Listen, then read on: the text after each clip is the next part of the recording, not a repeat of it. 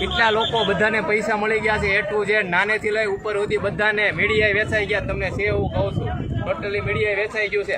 આ મુદ્દો 1 વર્ષ હાલે છે, કચ્છમાં ભચાઉથી શરૂ થયો છે.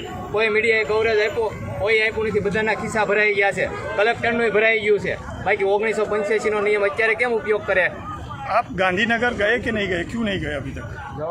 જવા દે તો જાવી ને, બધાને રોકી દીધા, આંદોલન તોડી નાખ્યું. ભાગલા પાડો અને રાજ કરો, ભાગલા પાડો અને રાજ કરો.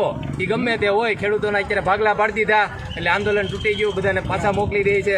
અને ખેડૂત બિચારો તો લાચાર છે, 2 દિવસથી તો હેરાન થાય છે. આગળ આ બધાને કરી દે, જોઈ લો આ બાજુ કેમેરો કરો, આગળ આ બધાને કરી દે.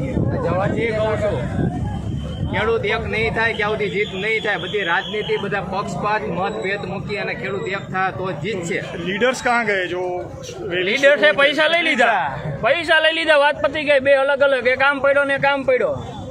હવે આપણે લીડર્સે પૈસા લીધા એ ખબર નથી. અરે આક્ષેપ એટલે ઈ વસ્તુ એવી છે કે તો 2 અલગ અલગ હુકામ બેઠા. જો ઈ ખેડૂત હાટુ આવ્યા હતા.